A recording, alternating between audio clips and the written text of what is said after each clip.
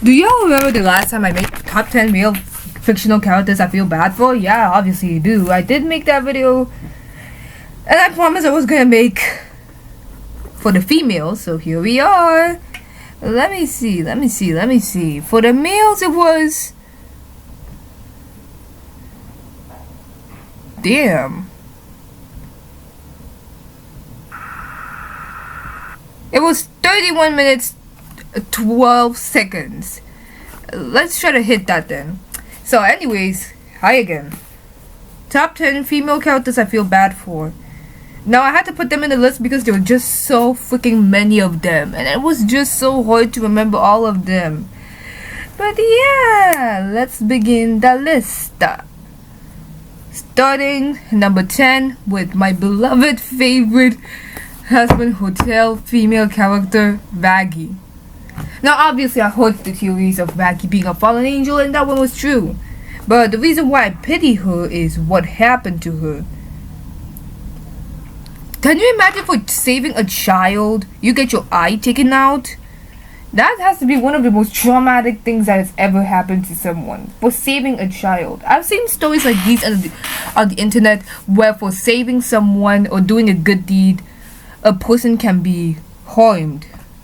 But the fact that Maggie still kept on to the idea of the happy hotel, it gives me a little hope.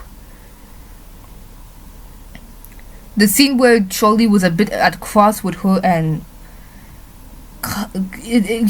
Charlie has the right to. It kind of made me feel bad for Maggie. Kind of wish they explored more her backstory, but I'm happy with what I got, so yeah. Okay, number 9 is Veronica. I'm gonna go a full rant about this, so I think this video, the females, is gonna be longer than the males, but what do you expect? I'm a female, so... Veronica Mayday is number 9, and I've got so many reasons to feel bad for her. I see a lot of people criticizing the episode Apology Tour because they're hating on Stolas' character. And to be honest, I don't like season 2 Stolas that much, but in Apology Tour, I liked him. Y'all were talking about Stolas being evil, Stolas not apologizing to Blitz. I think Stolas was trying to make amends to Blitz. I mean, why would he give him the Asmodean crystal? I keenly remember Stolas saying, this thing we're doing, it's not right. And I feel like Stolas doesn't want to drag Blitz into the problems he's already facing with his family and everything. Plus, talk about it being forbidden. So, season 1 episode 7, Stolas is probably thinking about whether to keep the relationship with Blitz or not. Season 2, episode 1, he probably has the idea of the Asmodean crystals.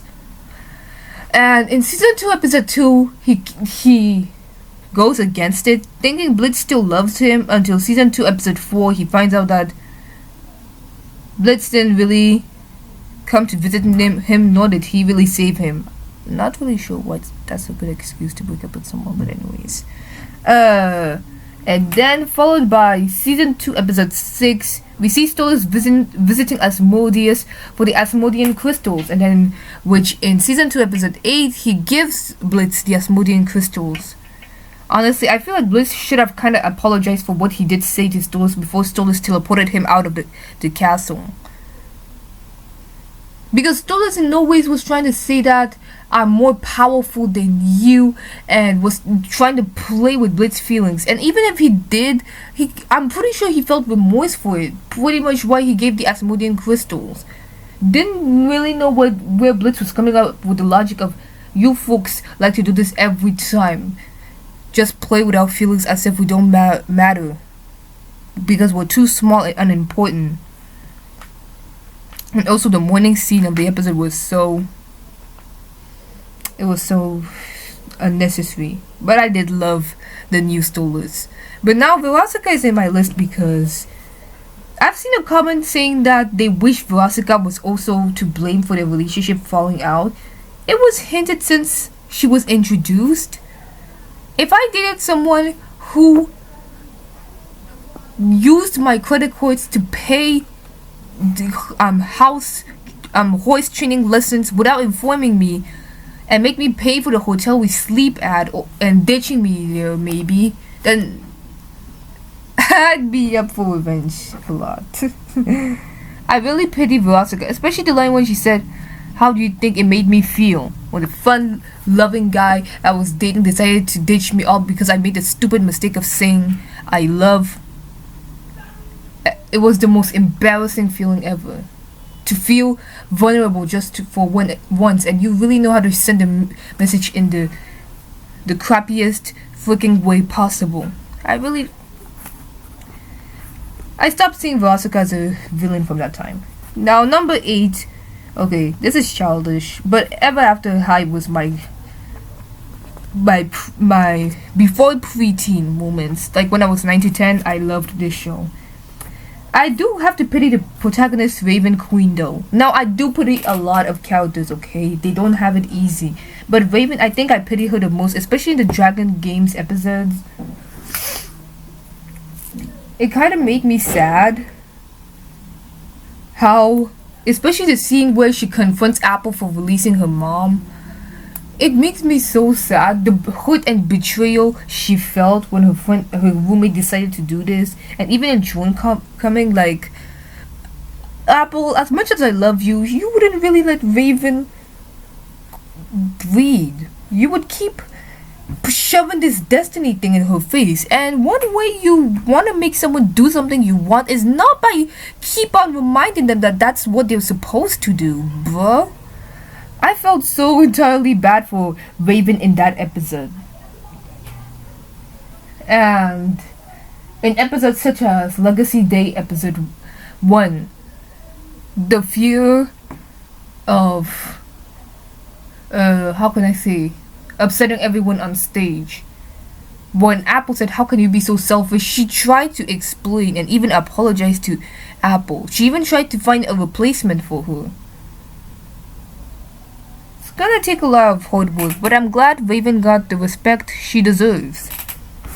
Number 7. Obviously, y'all know that in the Meals videos, I had 2 characters from Trolls, so I'm doing this again. So, number 7 is Viva. Listen, people, it's been a long time since I've seen traumatized characters who take things the way Viva does. I've seen traumatized characters in shows they're always portrayed as being negative or isolated, wanting to remain aloof. I've seen characters like Shadow in Sonic, which is pretty much the inspiration for my character Shadow, if you haven't noticed. Well, in the old design they had the same hair color except reversed, and even the same personality. I changed it over time because I didn't want to make it too cheesy. And as much as I love Shadow, and it's to anyone's surprise why I didn't add him in characters I feel bad for. Seriously. Every time I try to sing Hamilton, I always replace it with Maria. What's going on? But anyways, characters like Shadow, or even characters like, I forgot this guy's name in Sing 2. Oh my gosh, what's his name again? Sing 2, it was this lion. How could I forget his name? Yeah, there are characters like those. But I haven't seen a character for a long time who takes trauma to the point that they don't want to lose anyone else, so they try to reinforce these laws without being too aloof, like, "Oh my gosh, I am so depressed." No, but being friendly, like, since you're here now and I don't want to lose anyone again, you're not leaving ever. I kind of sympathize with Viva though. I don't really blame her. And she is a strong fighter. She's strong. I like the girl. I found it impossible to hate Viva because of trauma. Bergen almost ate her, okay? And this is GachaTube. GachaTube shit. I used to confuse these two. There's this YouTuber who makes, I love their videos. I love their videos, especially on Brozone. I'm pretty sure they have a fan fiction. No, I think it's a movie that's coming up on Viva's assistant Clay. Honestly, Since Clay is my second favorite, because bro wants to be taken seriously just as much as I do, I'm in for it. I can't wait to see what they have to offer. Okay. And yeah, I feel bad for Viva. The trauma and the fear of leaving. Girl must have plucked a lot of courage to go see Gristle and Gristle, not Gristle, Gristle and Bridget to ask for help. Because I myself, I could never do it. Anyways, next to my girl, another one from Trolls Band Together. Except this one is an accomplice, not a villain, and I don't want to count her as one. Crimp. This is number 6. Oh my gosh, number 6, and we are 10 minutes. No. We have to keep talking. This video has to be at least 20 minutes. I cannot proceed with this. So Crimp, there were a lot of reasons why. As much as I feel like Crimp must go to jail or be interrogated, I don't think Crimp must spend the longest time as Velvet and Veneer did. I think Velvet must spend the longest time than Veneer, probably like a year or 2 years than Veneer in prison. That means like if Veneer has 25, Velvet gets 26 or 27, because at least Veneer turned himself in and his sister in. I love you for that, bro. And you went out. But Crimp, I do feel like she needs to spend almost like months to a year to jail. She was an accomplice, but I don't think that Crimp must be severely punished. You have to look at her size first of all. You see the size, and nowadays you know that famous people, they can escape with anything. A lot of them. I just heard that the singer of Super Freaky Girl, well, not Super Freaky Girl, the original. She's a super freak, she's super freaky, yow. Yeah, that's why I'm not too much into the ruined black community, which I'm going to talk about in my concerns for the black community dig deeper, where I'm going to reveal also my stories, my experiences. But that's probably the only time I'm ever going to do that. But I'm not going to reveal everything, because why do you want to know?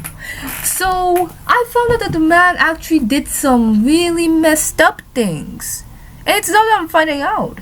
Celebrities can get away with anything, even my favorite celebrities.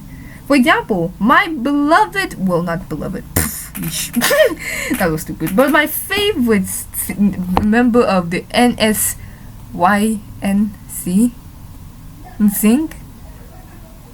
I'm terrible with names. My favorite member, the Justin Timberlake, he got away while Janet Jackson was made to hold for consequences of actions that wasn't even her fault. So celebrities can get away with anything. I'm pretty sure if Queen called the police, they wouldn't really even try to get Velvet and Veneer in prison, because Velvet and Veneer would try and they would run away scot-free. Another thing is, I know these twins ain't stupid. I'm pretty sure Velvet must have put a tracking device on Quim's phone. And notice that the only time they let her out is when they need her services. Then they put her back in the closet. If it was her first time, she would be like, "What are you doing?" And they would throw her in the closet, and she would just be like, "No, please, no, get me out." But when I watched the show, she said something like, "Please don't put me in the closet again," or "Oh no, not the closet," which means she's been in that closet. That makes me pity her. Honestly, I'm glad she got to help. I'm glad she got the chance to hug Poppy, even though she doesn't even know that it's not Poppy who's hurt, it's Branch she should be hugging. I'm glad she helped defeat Velvet and Veneer. I'm glad she had that small cameo in "Listen, Let Me Take You to a Better Place," where she's just playing her guitar. I know what it's called. I'm not good with pronunciations. I'm glad she had to help. So yeah, please cut my girly Crimp some slack. She's not really entirely too much to fault. 5. Ray. Which Ray am I talking about? Oh god. It's been a long time since I've seen abusive families. The last one I've seen is the Afton family. But now I just had to go back to these guys. Ray. The woman I will never stop pitying. This is what happens when an arranged marriage goes wrong. You see, this is what happens when an arranged marriage goes wrong. Your firstborn child hates you and is now a complete psychopath. Your secondborn child is trying her best to be very nice and forgiving to that husband of yours. Your thirdborn child, obviously, just like me, gives no crap about abusive husband of yours. And your lastborn child is the only hope you people have. If not, y'all are doomed. Anyways, I didn't really understand. When I was watching Gacha reaction videos, I just said, okay, let me see this family because they were the most popular family in My Hero Academia. But I think the most prettiest mother in My Hero Academia, Kombi, Tamebel. That's what I gotta say. I'm glad they gave these parents French accents. The mom is pretty. She caught me off guard when I was watching this UA trailer review. I was just like, I was mesmerized by her beauty instead. She's so beautiful. How you make her look that beautiful? She looks more prettier than my mom. I mean, she looks more prettier than me, not my mom. I love my mom, but I also hate her sometimes. You get it. Anyways, what I mean to say is, every time I would watch My Hero Academia, Gacha reacts to the Rocky family, not the past, because I don't want trauma on my laptop. The current to the Rocky family reacts, and sometimes they would add Dabi. I love the ones where they kept Endeavor the way that he was. Anyways, every time I would react, I would notice they would always start the same way. A lot of them, they would always be like, Mom! One of the characters, the Todoroki kids would be like, Mom! And they would go hug the mom, and I'm like, what's going on? And then the mom would look like she's a hospital nurse. I thought she was a nurse who worked overtime and stayed there for years because she has patience. But then I realized that, wait, did they put this woman in rehab or something? That's what I decided to look up in the fandom. And I saw the shittiest... I don't swear, I'm sorry. I saw the crappiest thing I've ever seen. Apparently this woman was in an arranged marriage. And because of the hatred, the abuse of her husband, she developed a strong hatred for him. That if she just looked at him, and I don't blame her, her husband was an abuser. How did this man even keep this job? I mean, does the police not exist? Does the voice not exist? Does the court not exist? Are we really just gonna keep these things? I hate these type of shows. Well, not really. I hate it when shows do this. Characters who are supposed to go to jail. Bro, in real life, this man could lose his job as a hero and go to jail for abuse of family. But the fact that he kept this... and he's trying to act like nothing happened. He's trying to be a good father, yes, but he's trying to act like nothing happened. At least, Lucy... Well, that's not his name. I'm not saying his full name because of...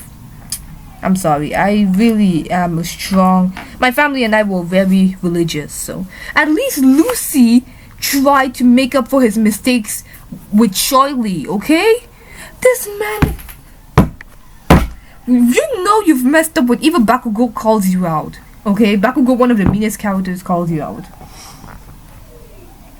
When I saw this, I almost cried for this woman.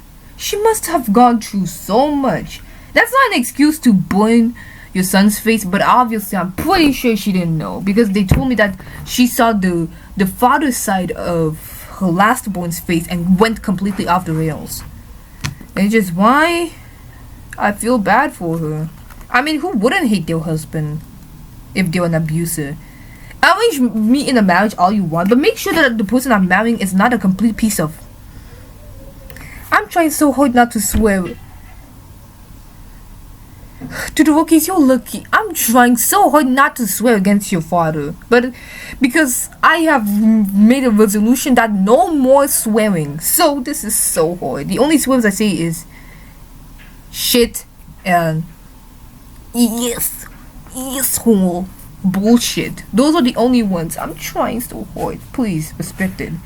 Okay, number 4 goes to the sisters of all sisters, the most loving character I've ever seen. She's a teacher. Obviously, she's the daughter of number 5. She is the most sweetest girl I've ever seen. I have never seen someone this forgiving. Like one episode, I think she just wanted them to have a perfect family dinner. Unfortunately, yeah, her brothers weren't feeling it, and I don't blame them. But she is the sweetest. I have not seen such a nice character in My Hero Academia. All the abuse your dad put you through, girl. I was expecting you to be at least a villain or just completely distant from your family. But the fact that you're still holding the thinking that your father changed. We need more girls like you. And plus, you're a teacher. Well, that's why I pity you. You decided to take one of the most hardest jobs in life. I'm pretty sure you took that job because you love kids, one, and two, you want to help your family. And go keep doing it. Keep doing the good things. You do not need a hero's costume to be a heroine. Girl, you are the best. She's my favorite in the Todoroki's family, honestly. Fuyumi is my favorite. Wait, her name is Fuyumi, right? I even love her appearance. Her glasses. She looks so beautiful. She looks like if I had glasses. Oh my gosh. When I was a kid, me, Joy, and Tracy, maybe you've seen her, maybe you've not. Sorry. I haven't put her in my videos so long, but I'll do it. We loved Alvin and the Chipmunks so much. Honestly, I was always fantasizing being Jeanette because Jeanette right now, she's like my waking call. She's like, I'm like almost the real life of Jeanette. Unfortunately, my childhood, all I wanted was to wear glasses. Now look at me. I'm not wearing glasses. Anyways, number 3, Moiseline the Vampire Queen. I will never forget the song Remember Me, especially the part when I don't remember you, please forgive me for whatever I do. When I don't remember you. Oh my gosh, Moiseline. That must be so hard for a little girl. Must be so confusing. I really pitied Moiseline when I heard her story. Especially her song, I'm Just Your Problem. I felt it so much. I also looked up to Moiseline a lot. If you can't tell, a lot of my OCs are based off of Moiseline's character. For example, my character Serpentis. That's not to copy Visipop's Serpentius. I really did not know that was his name. I called him the Serpent Man or the Snake Guy. Serpentis, my OC Serpentis, her mom is a human. Well, adopted mom. One of my OC Serpentis, she's half human. Well, not really half human, but she's more of a snake than human. More of a gorgon than human. She has a human form though. Her mom is a human, and she and her mom had a close bond, and her mom died. Wait, unalived instead. Sorry. Mostly because, not only because of the illness she was suffering from, but because she got unalived by angry mobsters. And if you can't tell, this is similar to Moiseline and her mom. Moiseline is a vampire, her mom is a human. This is so freaking similar. I am so sorry. I love Moiseline a lot. She's my favorite character, honestly. I think she's the best. Number 2 is, okay, just because Ass Truck said she would probably never be redeemed does not mean I cannot feel bad for her. I do feel bad for Kagami. I do feel bad for Felix, Adrian, but I also had to put Chloe Bourgeois in this list. She lost everything, honestly, and I was hoping she'd gain more. Season 2, Chloe, when she said, "Mom, why don't you love me?" That's when I said to myself, no. You know what, I'm done hating Chloe. She's not even as bad as I thought. But then, they completely butchered her character by taking her away from the privilege of being the miraculous owner. Normally, I'd ship Chloe either with Luca or even Sabrina if her redemption arc was kept. Maybe she's closeted, maybe a closeted lesbian who wants to make new friends, but with what she's been taught and her mother's actions, she can't. or she wants to make new friends and Luca teaches her how to be nicer. Heck, this show could have been a lot better. Instead of removing Chloe and Luca, who were the main good devices, they had a lot of potentials. But instead, they had to get rid of them. Why?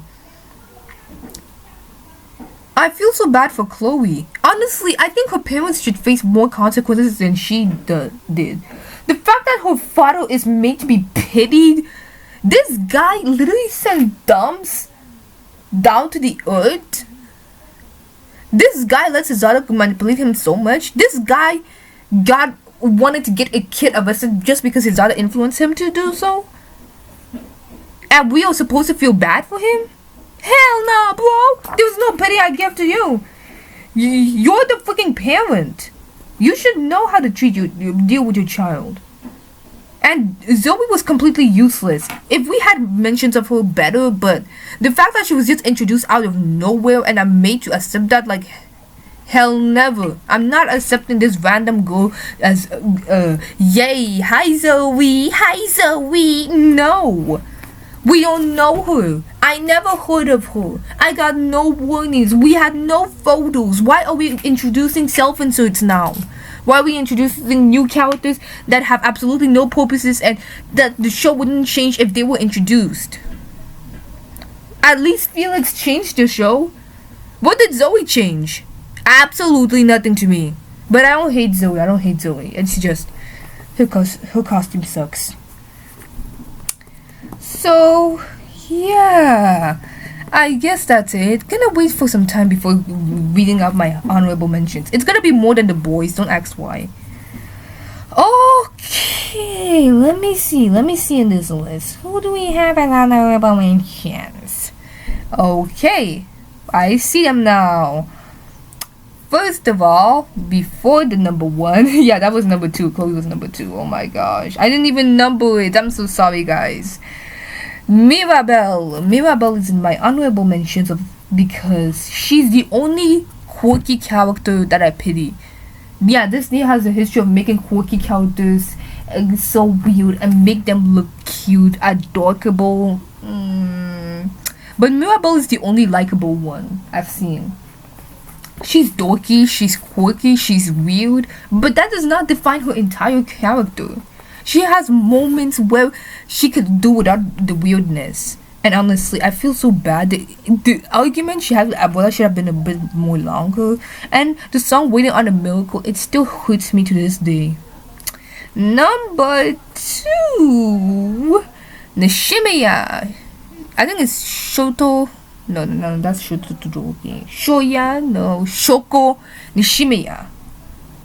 In the silent voice. As much as I feel bad for Ishada, that's his name, right? The main protagonist, Nishimiya.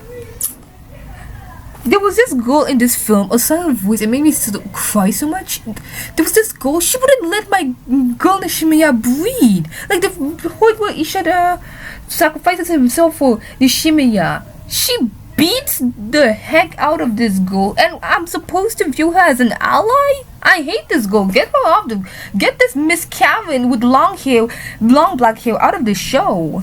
The fact that she was even the one who bullied Nishimiya the most and that she had no consequences for it is absolutely terrifying.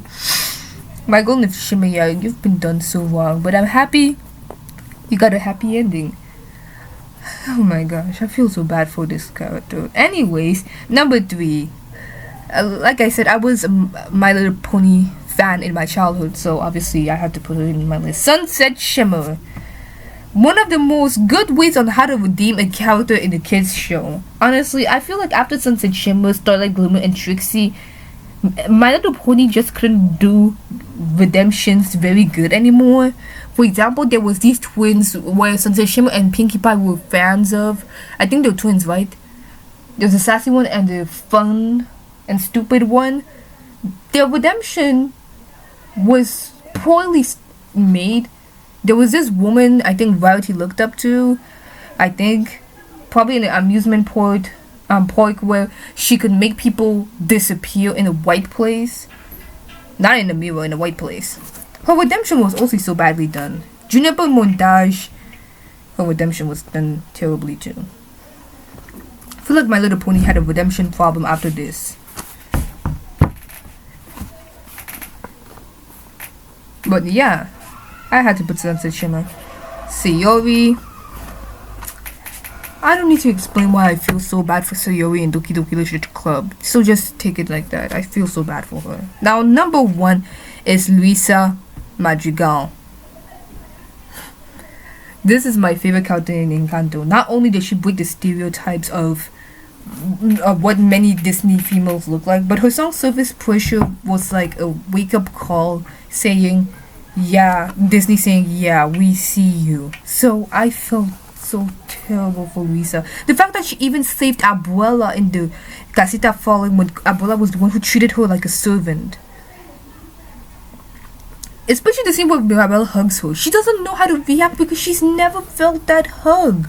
No one has ever hugged her before this way.